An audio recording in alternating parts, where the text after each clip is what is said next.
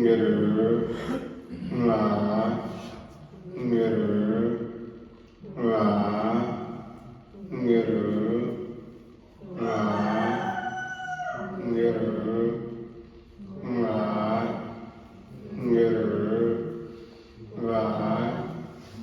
ਵਾਹਿਗੁਰੂ ਵਾਹਿਗੁਰੂ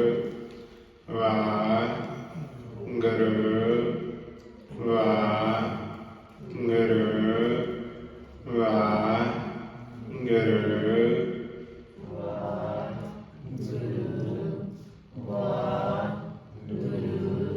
परम सत्कारयोग गुरु प्यारे गुरु सवारी गुरु दाही रूप साध संगत जियो रचना नूं करो पवित्र गज बज के बोलो वाहिगुरु जी का खालसा वाहिगुरु जी की फतेह। गुरमुख प्यारिओ सारे ही जीव तनता दे योग हैं जो घोर कलयुग के अंदर ਆਪਾਂ ਨਾਮ ਦੇ ਨਾਲ ਜੁੜਨ ਦੇ ਲਈ ਗੁਰਬਾਣੀ ਗੁਰੂ ਦੇ ਨਾਲ ਜੁੜਨ ਦੇ ਲਈ ਇੱਕ ਪਰਿਵਾਰ ਰੂਪ ਦੇ ਵਿੱਚ ਇਕੱਤਰ ਹੋਏ ਹਾਂ। ਗੁਰਮੁਖ ਪਿਆਰਿਓ, ਇਹ ਚੰਗੇ ਭਾਗਾਂ ਦੀ ਨਿਸ਼ਾਨੀ ਹੈ। ਜਿਹੜੀ ਸਤਸੰਗ ਹੈ ਉਹ ਪਾਤਸ਼ਾਹ ਗੁਰਬਾਣੀ ਚ ਫਰਮਾਨ ਕਰਦੇ ਹੈ, ਕਹਿੰਦੇ ਭਾਗਾਂ ਤੋਂ ਬਗੈਰ ਆਪਾਂ ਨੂੰ ਸੰਗਤ ਪ੍ਰਾਪਤ ਨਹੀਂ ਹੁੰਦੀ। बेशक असी लख जतन कर लईए भागां तो बगैर जिहड़ी संगत है वो प्राप्त नहीं होती। अते संगत तो बगैर पातशाह कहते साडे मनां नूं मैल लगी हुई है। संगत तो बगैर वो मैल नहीं उतरदी। हुण सानूं नहीं पता लगदा किहड़ी मैल है जिहड़ी साडे मनां नूं लगी है। पातशाह कहते जिहड़ी ये मैल तुहाडे मनां नूं लगी है ना, कहते ये मैल इन्नी लग चुकी कि अपने मन काले हो गए। गुरमुख प्यारिओ, काले। पर असी अपने आप नूं पवित्र समझदे हां, असी अपने आप नूं बड़े सोहणे सचज्जे ते सियाणे समझदे हां। पर पातशाह कहते हैं इस मन को जन्म जन्म की मल लागी काला हुआ शाह। कहते काला हो गया मन साडा। अते साडी कोशिश है कि असी मालिक दे नाल मिलीए, परमात्मा दे नाल मिलीए। हुण गुरमुखो ध्यान दिओ, जिहनूं आपां मिलण जा रहे हैं, जिहनूं मिलण दी कोशिश करदे हां, वो एक पवित्र है, वो निर्मल है, वो निर्मल है। असी मैले हां, वो पवित्र है, असी मैले हां। पर गुरमुखो जे उस पवित्र नूं आपां ने मिलना है तां सानूं अपने आप नूं पवित्र करना पैना है। अपने आप नूं सानूं अपने मन दी मैल उतारनी पैनी है। सानूं पता होवे कि साडे मन नूं मैल ये लगदी काहदी है। जे सानूं पता होएगा ना कि साडे मन नूं मैल ये चीज़ां वल्लों लगदी है, फिर ही आपां रोक सकदे हां। हुण पातशाह नूं पुछदे हां, पातशाह साडे मनां नूं जिहड़ी मैल दी गल करदे हो ये कास दी लगदी है? पातशाह कहंदे मैल लगदी है निंदिया दी, मैल लगदी है चुगलियां दी, मैल लगदी है वैर दी, ते मैल लगदी है विरोध दी। उस तो अलावा भी कोई है? हाँ, उस तो अलावा एक मैल होर लगदी है साडे मनां नूं। वो किहड़ी मैल है? जिहड़ी गुरमुख प्यारिओ आपां अपने आप अंदर बैठे चुपचाप बैठे किसी दे प्रति बुरे विचार लै रहे हैं, किसी दे प्रति निंदा, अंदरों अंदरी दुविधा, वैर विरोध ईर्खा करी जाने, उस दी भी साडे मन नूं मैल लगदी है। एक ते होगी दृष्टमान दे विच ना आपां चुगली कीती, निंदा कीती, वैर विरोध कीता, ते दूजी अपने अंदर साड़ा रखे असी ने, अंदरों अंदरी सोची जा रहे हैं ਕਦੇ ਕਿਸੇ ਦੇ ਪ੍ਰਤੀ, ਕਦੇ ਕਿਸੇ ਦੇ ਪ੍ਰਤੀ, ਕਦੇ ਕਿਸੇ ਦੇ ਪ੍ਰਤੀ। ਇਸ ਦੇ ਨਾਲ ਵੀ ਗੁਰਮੁਖੋ ਸਾਡੇ ਮਨਾਂ ਨੂੰ ਮੈਲ ਲੱਗਦੀ ਹੈ। ਗੁਰਮੁਖੋ ਧਿਆਨ ਦਿਓ, ਬੱਚੇ ਆਪਣੇ ਹੈ, ਬੱਚਿਆਂ ਵੱਲ ਨਾ ਦੇਖੋ। ਬੱਚਿਆਂ ਵੱਲ ਤੁਸੀਂ ਪਹਿਲਾਂ ਵੀ ਦੇਖਦੇ ਸੀ ਤੇ ਘੰਟੇ ਬਾਅਦ ਵੀ ਵੇਖਦੇ ਰਹੋ, ਜਿੰਨੀ ਦੇਰ ਮਰਜ਼ੀ। ਜਿੰਨੀ ਦੇਰ ਆਪਾਂ ਬੈਠੇ ਆ ਨਾ, ਇੱਕ ਮਨ ਇੱਕ ਚਿੱਤ ਕਰਕੇ ਇਕਾਗਰ ਕਰਕੇ ਬੈਠੇ, ਤਾਂ ਕਿ ਕੁਝ ਨਾ ਕੁਝ ਫਲ ਸਾਨੂੰ ਪ੍ਰਾਪਤ ਹੋ ਸਕੇ। ਜਿਹੜਾ ਇਹ ਜਨਮ ਹੈ ਗੁਰਮੁਖ ਪਿਆਰਿਓ, ਇਹ ਸਾਡਾ ਜਾਇਆ ਜਾ ਰਿਹਾ ਹੈ, ਜਾਇਆ। ਤੁਹਾਨੂੰ ਅਜੇ ਪਤਾ ਨਹੀਂ ਇਹਨਾਂ ਸਵਾਸਾਂ ਦੀ ਕੀਮਤ ਦਾ। ਇਹਨਾਂ ਸਵਾਸਾਂ ਦੀ ਕੀਮਤ ਦਾ ਉਹਨਾਂ ਨੂੰ ਪਤਾ ਹੈ ਜਿਨ੍ਹਾਂ ਦੇ ਘਰ ਦੇ ਵੈਂਟੀਲੇਟਰ ਦੇ ਉੱਤੇ ਪਏ ਆ। ਉਹ ਕੋ ਸੋਚਦੇ ਹੈ ਕਿ ਮਾਲਕਾ ਇਸ ਨੂੰ ਸਵਾਸ ਹੋਰ ਬਖਸ਼ ਦੇ, ਹੋਰ ਬਖਸ਼ ਦੇ। ਉਹਨਾਂ ਨੂੰ ਪਤਾ ਇਹਨਾਂ ਸਵਾਸਾਂ ਦੀ ਕਦਰ ਦਾ, ਅਜੇ ਆਪਾਂ ਨੂੰ ਸਵਾਸਾਂ ਦੀ ਕਦਰ ਦਾ ਨਹੀਂ ਪਤਾ। ਅਤੇ ਜਿਹੜੇ ਮਾਲਕ ਸਵਾਸ ਦੇ ਰਹੇ ਨਾ, ਇਹਦਾ ਹਿਸਾਬ ਕਿਤਾਬ ਮੰਗਣਾ ਉਸਨੇ ਕਹਿਣਾ ਕਿ ਪੁੱਤ ਤੈਨੂੰ 24,000 ਰੋਜ਼ ਸਵਾਸ ਦੇ ਕੇ ਮੈਂ ਮਾਤ ਲੋਕ ਤੇ ਭੇਜਦਾ ਸੀ। ਉਹ 24,000 ਸਵਾਸ ਕਿੱਥੇ ਖਰਚੇ ਹੈ? ਗੁਰਮੁਖੋ ਇਹ ਸਵਾਸ ਇੰਨੇ ਕੀਮਤੀ ਹੈ, ਇੰਨੇ ਕੀਮਤੀ ਹੈ ਕਿ ਅਸੀਂ ਪੂਰੇ ਪੰਜਾਬ ਦੀ ਜਾਇਦਾਦ ਨੂੰ ਵੇਚ ਦਈਏ, ਫਿਰ ਵੀ ਸਾਨੂੰ 2 ਸਵਾਸ ਮੁੱਲ ਨਹੀਂ ਮਿਲਣੇ ਕਿਤੋਂ। ਇੰਨੇ ਕੀਮਤੀ ਸਵਾਸ ਆ, ਜਿਹੜੇ ਸਵਾਸਾਂ ਨੂੰ ਅਸੀਂ ਉਦਾਂ ਹੀ ਜਾਇਆ ਭੇਜ ਰਹੇ ਹਾਂ। ਧਿਆਨ ਦਈਏ ਗੁਰਮੁਖੋ, ਵਕਤ ਹੈ ਅਜੇ ਵੀ। ਪਾਤਸ਼ਾਹ ਕਹਿੰਦੇ ਅਜ ਹੂੰ ਕੱਛ ਬਿਗੜਿਓ ਨਹੀਂ, ਅਜੇ ਵੀ ਕੁਝ ਨਹੀਂ ਵਿਗੜਿਆ। ਡੁੱਲੇ ਵੀਰਾਂ ਦਾ ਕੁਝ ਨਹੀਂ ਵਿਗੜਿਆ ਗੁਰਮੁਖੋ। ਅਜੇ ਵੀ ਉਸ ਮਾਲਕ ਦਾ ਨਾਮ ਜਪਣਾ ਸ਼ੁਰੂ ਕਰ ਦਈਏ।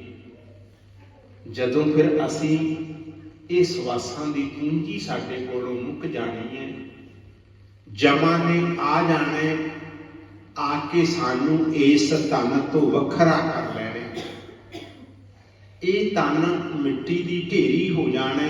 ਅਸੀਂ ਇੱਥੇ ਖੜੇ ਹੋਵਾਂਗੇ ਸਾਈਡ ਤੇ, ਜਮਦੂਤ ਵੀ ਇੱਥੇ ਹੀ ਖੜੇ ਆ, ਕਿਤੇ ਦੂਰ ਪਾਰ ਦੀ ਲੰਮੀ ਚੌੜੀ ਖੇਲ ਨਹੀਂ ਹੈ। ਜਦੋਂ ਅਸੀਂ ਇਸ ਪੀਹੀ ਤੋਂ ਅਲੱਗ ਹੋ ਗਏ ਨਾ, ਉਹ ਸਾਰਾ ਖੇਲ ਇਸ ਖਾਲੀ ਖਲਾ ਦੇ ਵਿੱਚ ਚੱਲਦਾ। ਇੱਥੇ ਹੀ ਸਾਡੇ ਕੋਲੋਂ ਹਿਸਾਬ ਕਿਤਾਬ ਲਿਆ ਜਾਂਦਾ ਹੈ। ਧਰਤੀ ਤੋਂ ਲੈ ਕੇ ਅਸਮਾਨ ਤੱਕ ਆ ਜਿਹੜਾ ਖਾਲੀ ਖਲਾ ਆਪਾਂ ਵੇਖਦੇ ਹਾਂ, ਇਹ ਹੀ ਸੱਚਖੰਡ ਹੈ।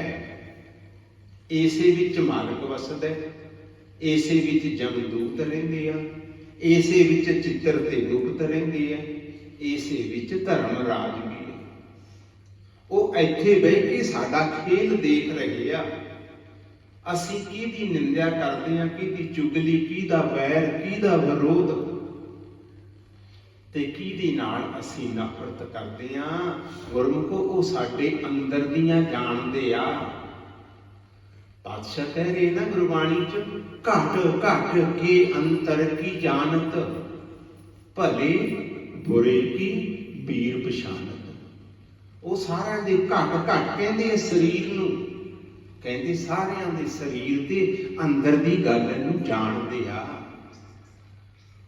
ਗੁਰਮੁਖ ਪਿਆਰਿਓ, ਅਸੀਂ ਇਹਨਾਂ ਗਵੰਡੀਆਂ ਤੋਂ, ਰਿਸ਼ਤੇਦਾਰਾਂ ਤੋਂ ਛੁਪਾ ਸਕਦੇ ਹਾਂ, ਪਰ ਉਸ ਡਾਢੇ ਤੋਂ ਨਹੀਂ ਛੁਪਾ ਸਕਦੇ।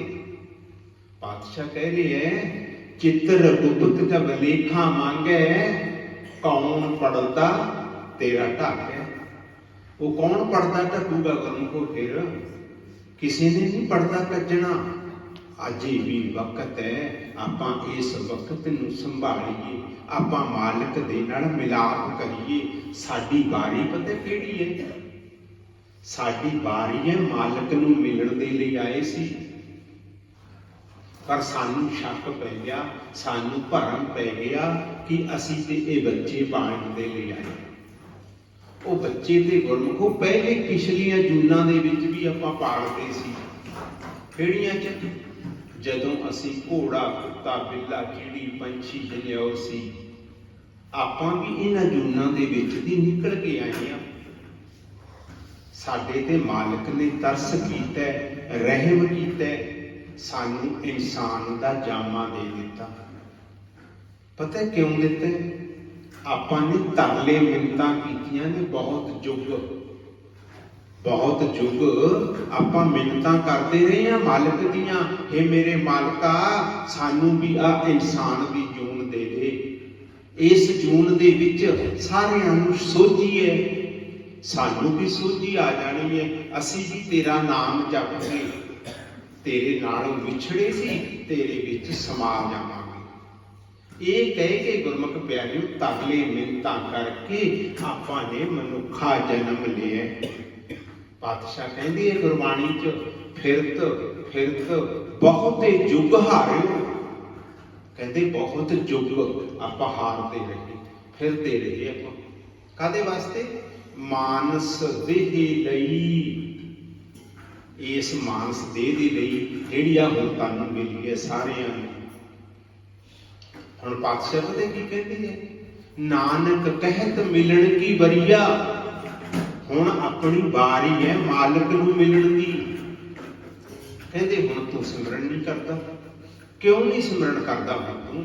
ਨਾਨਕ ਕਹਿਤ ਮਿਲਣ ਕੀ ਬਰੀਆ, ਸਿਮਰਤ ਕਹਾ ਨਹੀਂ। ਹੁਣ ਸਿਮਰਨ ਕਰੋ ਲੋਕੋ, ਹੁਣ ਸਾਡੀ ਵਾਰੀ ਹੈ, ਆਪਾਂ ਮਾਲਕ ਨੂੰ ਮਿਲ ਸਕਦੇ ਹਾਂ। ਆਪਾਂ ਮਾਲਕ ਨੂੰ ਮਿਲ ਸਕਦੇ ਹਾਂ। ਸਾਡਾ ਪਿਤਾ ਵੀ ਉਡੀਕ ਰਹੇ ਘਰ ਬੈਠਾ ਕਿ ਮੇਰੇ ਬੱਚੇ ਜੁਗਾਂ ਜਗੰਤਰਾਂ ਤੋਂ ਮੇਰੇ ਨਾਲੋਂ ਵਿਛੜ ਗਏ ਸੀ। ਆਪਾਂ ਮਾਲਕ ਦੇ ਨਾਲੋਂ ਵਿਛੜ ਗਏ ਸੀ ਗੁਰਮੁਖ ਪਿਆਰਿਓ। ਜੇ ਮਾਲਕ ਦੇ ਨਾਲੋਂ ਵਿਛੜਿਆ, ਇਹ ਜੂਨ ਮਿਲ ਗਈ ਸੁਭਾਗਾ ਭਰੀ। ਹੁਣ ਆਪਾਂ ਨੇ ਕੀ ਕਰਨਾ? ਉਸ ਮਾਲਕ ਦੇ ਨਾਲ ਮਿਲਾਪ ਕਰਨਾ। ਮਿਲਾਪ ਕਰਨ ਦੇ ਲਈ ਜਿਹੜਾ ਪਹਿਲਾ ਸਟੈਪ ਹੈ ਉਹ ਕੀ ਹੈ?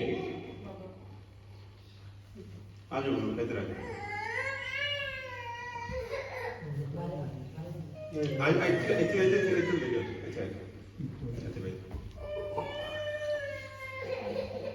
ਜਿਹੜਾ ਪਹਿਲਾ ਸਟੈਪ ਹੈ, ਹੁਣ ਆਪਾਂ ਨੇ ਉਹ ਸਟੈਪ ਚੁੱਕਣਾ।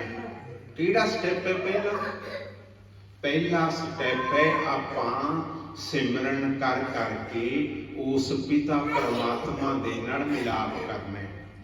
ਸਿਮਰਨ ਕਾਹਦਾ ਕਰੀਏ? ਕਿਹੜੀ ਚੀਜ਼ ਦਾ ਸਿਮਰਨ ਕਰੀਏ? ਇਹ ਅਸੀਂ ਗੁਰੂ ਗ੍ਰੰਥ ਸਾਹਿਬ ਜੀ ਤੋਂ ਸੁਣਿਆ ਕਿ ਪਾਤਸ਼ਾਹ ਅਸੀਂ ਸਿਮਰਨ ਕਾਹਦਾ ਕਰੀਏ? ਫਿਰ ਗੁਰਮੁਖ ਪਿਆਰਿਓ ਪਾਤਸ਼ਾਹ ਦੱਸਦੇ ਹੈ, ਵਾਹਿਗੁਰੂ ਗੁਰਮੰਤਰ ਹੈ ਜਪ। ਮੇਰੇ ਪਾਤਸ਼ਾਹ ਕਹਿ ਰਹੇ ਹੈ ਵਾਹਿਗੁਰੂ ਗੁਰਮੰਤਰ ਹੈ, ਇਸ ਨੂੰ ਜਪੋ। ਪਾਤਸ਼ਾਹ ਇਹਨੂੰ ਜਪ ਕੇ ਕੀ ਹੋ ਜਾਣਾ ਹੈ? ਪਾਤਸ਼ਾਹ ਕਹਿੰਦੇ ਤੇਰੇ ਅੰਦਰੋਂ ਹਉਮੈ ਖੋਈ ਜਾਣੀ ਹੈ। ਪਾਤਸ਼ਾਹ ਹਉਮੈ ਕਿਉਂ ਖੋਣੀ ਹੈ ਅਸੀਂ? ਪਾਤਸ਼ਾਹ ਕਹਿੰਦੇ ਜੇ ਮਾਲਕ ਨੂੰ ਮਿਲਣਾ ਹੈ ਤਾਂ ਤੈਨੂੰ ਹਉਮੈ ਖੋਣੀ ਪੈਣੀ ਹੈ। ਹਉਮੈ ਕਿੱਥੇ ਹੈ? ਆਪਣੇ ਅੰਦਰ ਹੈ। ਮਾਲਕ ਕਿੱਥੇ ਹੈ? ਉਹ ਵੀ ਆਪਣੇ ਅੰਦਰ ਹੈ। ਹੁਣ ਪਾਤਸ਼ਾਹ ਕਹਿੰਦੇ ਜੇ ਮਾਲਕ ਨੂੰ ਮਿਲਣਾ ਹੈ ਤਾਂ ਹਉਮੈ ਨੂੰ ਕੱਢ ਦੇ। ਇਸ ਘਰ ਦੇ ਵਿੱਚ, ਇਸ ਸਰੀਰ ਦੇ ਵਿੱਚ ਇੱਕ ਚੀਜ਼ ਰਹਿਣੀ ਹੈ, ਜਾਂ ਤਾਂ ਨਾਮ ਵਸੂਗਾ ਜਾਂ ਫਿਰ ਹਉਮੈ ਵਸੂਗੀ। ਪਾਤਸ਼ਾਹ ਕਹਿੰਦੇ ਹਉਮੈ ਦਾ ਤੇ ਨਾਮ ਦਾ ਵਿਰੋਧ ਹੈ। ਹਉਮੈ ਨਾਵੇ ਨਾਲ ਵਿਰੋਧ ਹੈ, ਦੋਏ ਨਾ ਵਸੈ ਇੱਕ ਠਾਈ। ਦੋਏ ਕਹਿੰਦੇ ਇੱਕ ਥਾਂ ਤੇ ਨਹੀਂ ਵਸਦੇ, ਜਾਂ ਤਾਂ ਨਾਮ ਵਸੂ ਜਾਂ ਫਿਰ ਹਉਮੈ ਵਸੂ। ਹੁਣ ਇਹ ਆਪਾਂ ਨੇ ਫੈਸਲਾ ਲੈਣਾ ਕਿ ਅਸੀਂ ਨਾਮ ਵਸਾਉਣਾ ਜਾਂ ਫਿਰ ਹਉਮੈ ਵਸਾਉਣੀ ਹੈ। ਜੇ ਗੁਰਮੁਖੋ ਅਸੀਂ ਹਉਮੈ ਵਸਾਉਣੀ ਹੈ ਤਾਂ ਸਾਡਾ ਜਿਹੜਾ ਅਗਲਾ, ਇਸ ਜਾਣ ਤੋਂ ਬਾਅਦ ਅਗਲਾ ਜਿਹੜਾ ਟਿਕਾਣਾ ਹੈ ਉਹ ਨਰਕਾਂ ਦੇ ਵਿੱਚ ਹੈ, ਭਾਵ ਅਗਲੀਆਂ ਜੂਨਾਂ ਦੇ ਵਿੱਚ ਹੈ। ਜੇ ਅਸੀਂ ਨਾਮ ਨੂੰ ਅੰਦਰ ਵਸਾ ਲੈਂਦੇ ਹਾਂ ਤਾਂ ਅਗਲਾ ਜਿਹੜਾ ਟਿਕਾਣਾ ਹੈ ਸਾਡਾ ਉਹ ਅਕਾਲ ਪੁਰਖ ਵਾਹਿਗੁਰੂ ਪਿਤਾ ਪਰਮੇਸ਼ਰ ਦੀ ਗੋਦੀ ਦੇ ਵਿੱਚ ਹੈ। ਇੰਨਾ ਫਰਕ ਹੈ ਹਉਮੈ ਦਾ ਤੇ ਨਾਮ ਦਾ। ਜੇ ਸਾਡੇ ਅੰਦਰ ਕਿਤੇ ਮਾਲਕ ਕਿਰਪਾ ਕਰਦੇ, ਨਾਮ ਵਸ ਜਾਵੇ। ਹੁਣ ਨਾਮ ਕਿੱਥੇ ਹੈ? ਨਾਮ ਪਾਤਸ਼ਾਹ ਗੁਰਬਾਣੀ ਚ ਦੱਸਦੇ ਆ, ਕਹਿੰਦੇ ਸਾਡੇ ਅੰਦਰ ਹੈ। ਪਰ ਇਹਨਾਂ ਚੋਂ ਕਈਆਂ ਨੇ ਸੋਚਣਾ ਵੀਰ ਜੀ ਨਾਮ ਤਾਂ ਬਿਆਸਾ ਵਾਲੇ ਕੋਲ ਹੈ, ਕਈਆਂ ਨੇ ਕਹਿਣਾ ਨਾਮ ਤੇ ਸਰਸੇ ਵਾਲਿਆਂ ਦੇ ਕੋਲ ਹੈ। ਪਰ ਗੁਰਮੁਖੋ ਪਾਤਸ਼ਾਹ ਕਹਿੰਦੇ ਹੈ ਨਾਮ ਨਾ ਵੈਸਾ ਹੈ, ਨਾ ਸੱਸਾ ਹੈ, ਨਾ ਡੇਰਿਆਂ 'ਚ, ਨਾ ਜੰਗਲਾਂ ਦੇ ਵਿੱਚ। ਨਾਮ ਕਿੱਥੇ ਹੈ? ਨਾਮ ਤਾਂ ਆਪਣੇ ਇਸ ਕਾਇਆ ਦੇ ਅੰਦਰ ਹੈ। ਫਿਰ ਜੇ ਅੰਦਰ ਹੈ ਤਾਂ ਸੰਗਤ ਨੇ ਕਹਿਣਾ ਵੀਰ ਜੀ ਸਾਨੂੰ ਨਹੀਂ ਮਿਲਦਾ, ਸਾਡਾ ਨਾਮ ਕਿੱਥੇ ਹੈ, ਸਾਨੂੰ ਕਿਉਂ ਨਹੀਂ ਪਤਾ ਲੱਗਦਾ? ਆਪਾਂ ਨੂੰ ਤਾਂ ਨਹੀਂ ਪਤਾ ਲੱਗਦਾ ਗੁਰਮੁਖੋ, ਆਪਾਂ ਸੁੱਤੇ ਪਏ ਹਾਂ। ਸੰਗਤ ਨੂੰ ਇਹ ਗੱਲ ਵੀ ਨਹੀਂ ਜਚਣੀ ਕਿ ਉਹ ਸੰਗਤ ਮੇਰੇ ਸਾਹਮਣੇ ਜਾਗਦੀ ਬੈਠੀ ਹੈ, ਪਰ ਪਾਤਸ਼ਾਹ ਗੁਰਬਾਣੀ 'ਚ ਕਹਿ ਰਹੀ ਹੈ ਭਲਿਆ ਆ ਸੁੱਤੇ ਪਏ ਆ ਸਾਰੇ। ਕਹਿੰਦੇ ਸਾਰੇ ਸੁੱਤੇ ਪਏ ਆ। ਗੁਰਮੁਖੋ ਤਨ ਦੇ ਪ੍ਰਤੀ ਆਪਾਂ ਜਾਗਦੇ ਹਾਂ, ਤਨ ਦੇ ਵਿੱਚ ਕੋਈ ਹੋਰ ਵਸਦਾ ਹੈ। ਕਦੇ ਸੋਚਿਆ? ਕਦੇ ਸੋਚਿਆ ਆਪਾਂ ਤਨ ਨਹੀਂ ਹੈਗੇ? ਆਪਾਂ ਕੌਣ ਆ? ਤਨ ਦੇ ਵਿੱਚ ਵਸਣ ਵਾਲੀ ਕੋਈ ਸੈ, ਕੋਈ ਚੀਜ਼ ਹੈ ਜਿਹਨੂੰ ਗੁਰਬਾਣੀ ਨੇ ਮਨ ਆਖੇ। ਮਨ ਤਨ ਨੂੰ ਤੇ ਸਾੜ ਫੂਕ ਦੇਣਾ, ਦਫਨਾ ਦੇਣਾ। ਅਸੀਂ ਨਹੀਂ ਮਰੇ ਕਦੇ, ਨਾ ਮਰੇ ਤੇ ਨਾ ਮਰੀਏ ਕਦੇ। ਆਪਾਂ ਮਰਨ ਵਾਲੀ ਚੀਜ਼ ਨਹੀਂ। ਆਪਾਂ ਤਾਂ ਸਿਰਫ ਜਦੋਂ ਵਕਤ ਆ ਗਿਆ, ਸਮਾਂ ਆ ਗਿਆ, ਇਸ ਘਰ ਨੂੰ ਖਾਲੀ ਕਰ ਦੇਣਾ। ਇਸ ਘਰ ਨੂੰ ਖਾਲੀ ਕਰਕੇ ਅਗਲੇ ਘਰ ਦੇ ਵਿੱਚ ਜਾਣਾ। ਪਰ ਜਾਵਾਂਗੇ ਕਿੱਥੇ? ਉਸ ਘਰ ਦਾ ਨਹੀਂ ਪਤਾ। ਜਿੰਨੇ ਸਾਡੇ ਵਡੇਰੂ ਗਏ ਆ, ਕਦੇ ਕਿਸੇ ਨੇ ਦਿਮਾਗ ਲਾਇਆ, ਕਦੇ ਸੋਚਿਆ ਕਿ ਉਹ ਕਿੱਥੇ ਗਏ? ਕਦੇ ਤਾਂ ਕੋਈ ਸੋਚ ਲੈਂਦਾ, ਕਦੇ ਤੇ ਕੋਈ ਵਿਚਾਰ ਕਰ ਲੈਂਦਾ ਕਿ ਸਾਡੇ ਵਡੇਰੂ ਸਾਥੋਂ ਵੱਡੇ ਵੀ ਚਲੇ ਗਏ, ਛੋਟੇ ਵੀ ਚਲੇ ਗਏ, ਉਹ ਕਿੱਥੇ ਗਏ ਹੈ ਆਖਰਕਾਰ? ਕਿਹੜਾ ਘਰ ਹੈ ਉਹ, ਕਿਹੜੀ ਜਗ੍ਹਾ ਹੈ ਜਿਹੜੇ ਜਾ ਕੇ ਚਲੇ ਜਾਂਦੇ ਹੈ ਤੇ ਵਾਪਸ ਨਹੀਂ ਆਉਂਦੇ? ਗੁਰਮੁਖ ਪਿਆਰਿਓ, ਇਹ ਤਾਂ ਸੋਚ ਲੈਂਦੇ, ਇਹ ਨਹੀਂ ਸੋਚਿਆ। ਚਲੋ ਠੀਕ ਹੈ, ਪਤਾ ਨਹੀਂ ਕਿੱਧਰ ਗਏ, ਨਹੀਂ ਸੋਚਿਆ। ਪਰ ਇੱਕ ਹੋਰ ਸੋਚ ਲੈਣਾ ਸੀ ਕਿ ਕੱਲ ਨੂੰ ਸਾਡੀ ਵੀ ਵਾਰੀ ਆਉਣੀ ਹੈ, ਅਸੀਂ ਵੀ ਜਾਣੇ। ਫਿਰ ਆਪਾਂ ਕਿੱਥੇ ਜਾਵਾਂਗੇ? ਕਿੱਥੇ ਜਾਵਾਂਗੇ? ਜਦੋਂ ਵਕਤ ਆਇਆ, ਜਮਾਂ ਨੇ ਕਹਿ ਦੇਣਾ ਇਸ ਘਰ ਨੂੰ ਖਾਲੀ ਕਰ, ਇਸ ਘਰ ਨੂੰ ਖਾਲੀ ਕਰ। ਜਮਾਂ ਨੇ ਆ ਕੇ ਕਹਿਣਾ ਤੇ ਸਾਨੂੰ ਗੁਰਮੁਖੋ ਦਿੱਤੇ ਸਮੇਂ ਅਨੁਸਾਰ ਜਦੋਂ ਸਵਾਸ ਪੂਰੇ ਹੋ ਗਏ, ਸਾਨੂੰ ਇਹ ਘਰ ਖਾਲੀ ਕਰਨਾ ਪੈਣਾ। ਇਹ ਘਰ ਸਾਡੋਂ ਖਾਲੀ ਕਰਵਾ ਲੈਣੇ, ਪਰ ਅਗਲਾ ਘਰ ਜਿੱਥੇ ਅਸੀਂ ਜਾਣਾ ਸਾਨੂੰ ਪਤਾ ਨਹੀਂ। ਫਿਰ ਕਿੱਥੇ ਜਾਵਾਂਗੇ? ਸੋਚੋ, ਆਪਣੇ ਆਪ ਵੱਲ ਝਾਤੀ ਮਾਰੋ ਸਾਰੇ। ਸਾਡੇ ਕੋਲੇ ਕਿੰਨੇ ਕੁ ਸਵਾਸ ਹੈ, ਕਿਸੇ ਨੂੰ ਪਤਾ ਨਹੀਂ। ਕਦੋਂ ਕਿਹਦਾ ਬੁਲਾਵਾ ਆ ਜਾਣਾ ਕੋਈ ਪਤਾ ਨਹੀਂ।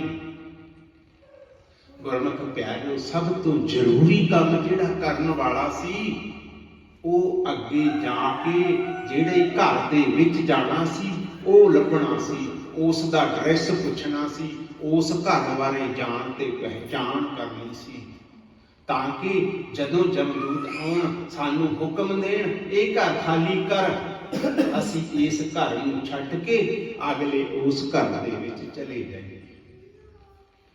ਹੁਣ ਹੋਣਾ ਕੀ ਹੈ ਸਾਡੇ ਨਾਲ? ਹੋਣਾ ਹੈ ਗੁਰਮੁਖੋ ਅਵਾਰਾ ਪਸ਼ੂ ਵਾਲਾ ਸਾਡੇ ਨਾਲ ਹਾਲ। ਆਹ ਘਰ ਖਾਲੀ ਕਰਵਾ ਲੈਣੇ, ਅਗਲਾ ਘਰ ਸਾਨੂੰ ਪਤਾ ਨਹੀਂ, ਅਸੀਂ ਅਵਾਰੇ ਪਸ਼ੂਆਂ ਦੀ ਤਰ੍ਹਾਂ ਕਰਦੇ ਹੋਣੇ। ਫਿਰ ਜਾ ਕੇ ਜਮਾਂ ਨੇ ਜਿੱਥੇ ਜੀ ਕਰਨਾ ਸਾਨੂੰ ਉਧਰ ਨੂੰ ਕੁੱਟਣਾ ਸ਼ੁਰੂ ਕਰ ਦੇਣਾ। ਉਹਨੂੰ ਪਤਾ ਲੱਗ ਜਾਣਾ ਕਿ ਇਸ ਨੂੰ ਆਪਣੇ ਘਰ ਦਾ ਪਤਾ ਨਹੀਂ, ਇਸ ਨੂੰ ਆਪਣੇ ਦਰ ਦਾ ਪਤਾ ਨਹੀਂ, ਇਸ ਦਾ ਕੋਈ ਖਸਮ ਤੇ ਖਸਾਈ ਵੀ ਹੈ ਨਹੀਂ। ਬਾਪੂ ਨੇ ਸੱਚ ਕਹਿ ਦਿੱਤਾ ਗੁਰਬਾਣੀ 'ਚ, ਜਿਹੇ ਘਰ ਛੱਡ ਗਵਾਵਣਾ। ਆਹ ਘਰ ਛੱਡ ਦੇਣਾ ਆਪਾਂ ਨੇ ਇੱਕ ਦਿਨ। ਕਿਸੇ ਨੇ 10 ਸਾਲ ਪਹਿਲਾਂ, ਕਿਸੇ ਨੇ 4 ਸਾਲ ਪਹਿਲਾਂ, ਕਿਸੇ ਨੇ 2 ਸਾਲ, ਕਿਸੇ ਨੇ 6 ਮਹੀਨਿਆਂ ਬਾਅਦ, ਸਾਰਿਆਂ ਨੇ ਛੱਡਣਾ।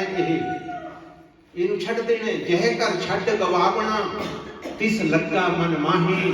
ਇਹਦੇ ਵਿੱਚ ਅਸੀਂ ਬੜਾ ਮਨ ਚਿੱਤ ਲਾ ਕੇ ਲੱਗੇ ਹਾਂ, ਬੜਾ ਸਾਫ ਸੁਥਰਾ ਕਰਦੇ ਹਾਂ, ਬੜਾ ਖਵਾਉਂਦੇ ਤੇ ਪਿਆਉਂਦੇ ਹਾਂ ਇਸ ਨੂੰ। जय कर छड गवावना तिस लगा मन माही, जिथे जाए तुद वसना तिस की चिंता नाहीं। उस दी सानू चिंता नहीं जिहड़ी घर दे विच असीं जाके वसना है। गुरबाणी दे विच भी मेरे शहनशाह ने कह दिता। हुण गुरमुख प्यारिओ, आपां उस घर की तलाश करिए, कोशिश करिए असीं जिउंदे जी उस घर दे विच आउणा जाना बना लईए। आउणा जाना तां गल बननी है। जे असीं उस घर दे विच आउणा जाना ना बनाया तां साडी भी आवारा पशुआं वाली हालत होनी है। हुण कित्थे है वो घर? वो घर दूर नहीं है, वो घर दूर नहीं है, इत्थे है आ खाली खला दे विच वो घर। बस आ घर नूं छड्डो, आ घर कित्थों तक है? जिद्दां एक पाकिस्तान ते हिंदुस्तान है ना, पाकिस्तान ते हिंदुस्तान दा बॉर्डर है, ऐदां लोक ते परलोक दा बॉर्डर है। असीं इत्थों दे रहण वाले नहीं, इस नूं लोक कहंदे आ। आपां कित्थों दे रहण वाले आ? परलोक दे। जिहड़ा परलोक है ना गुरमुख प्यारिओ, उस दे बाउंडरी लाइन दे उत्ते आपां ने जाके एंट्री मारनी है। एंट्री ये लोक है, आपां ने जाना कित्थे है? परलोक दे विच। आपां परलोक दे रहण वाले आ, इत्थों दे रहण वाले नहीं। छड्ड दो इस देश नूं, छड्ड दो इस देश दा प्यार। वैसे भी आपां पता होवे तुहानूं, आपां इत्थे खेलण दे लई आए आ। ये साडा पक्की सਦੀवी घर नहीं है। आपां रोज जाने आ इत्थों, रोज। कदों? किस वेले? असीं इत्थे दिने आउणे आ, रात नूं उत्थे अपना कोई नहीं हुंदा, आपां सारे चले जाणे आ। तुसीं कहणे वीर जी असीं ते रात नूं अपने बैड ते हुंदे आ। नहीं गुरमुखो, आपां बैड ते नहीं हुंदे। बैड के उत्ते अपना पंज भौतिक ये शरीर हुंदा है। आपां शरीर नहीं हैगे। पहलां भी विचार कीती है ना, आपां शरीर नहीं हैगे। आपां इस मन दे तन दे विच वसन वाले आ। वो कौन है? उहनूं गुरबाणी दे विच मन कहंदे आ। मन, जिहड़ा मन है रात नूं इस तन दे विच नहीं हुंदा, वो रात नूं इस तन नूं छड्ड के अपने देश चला जांदा है। अते सवेरे अंमृत वेला हुंदा है, फिर मन एक बार इस दे विच प्रवेश करदा है। सारा दिन आपां इत्थे खेलांगे, जित्तीए जां हारीए, लास्ट समय सानूं इत्थों ये देश खाली करके जाना पैना। किहदे नाल खेलना है आपां ने? पढ़ते तो हैगे आ आपां सारे, पर विचार नहीं करते। आपां पढ़ते हैं ना, दिवस रात दुविदाई दाया, खेलै सगल जगत। सारा जगत आपां खेलण दे लई आए आ इत्थे। दिन ते रात दा खेल है। रात नूं आपां अपने देश जाने आ ते दिन दे वेले असीं इस लोक दे विच आ जाने आ। ये लोक ते परलोक दा खेल है। आपां परलोक दे रहण वाले आ, इत्थों दे रहण वाले भी नहीं। ये एक ग्राउंड है खेलण वास्ते बनिया होया। जिस दिन साडे सुआस पूरे हो गए उस दिन असीं पक्के चले जाने। वैसे भी ध्यान दिओ, साल दे विच आपां नूं एक दो इदां दे चांस सुणन नूं मिल जांदे है कि जिहड़े जीव रात नूं इत्थों चले ते जांदे है पर सवेरे वापस नहीं आउंदे।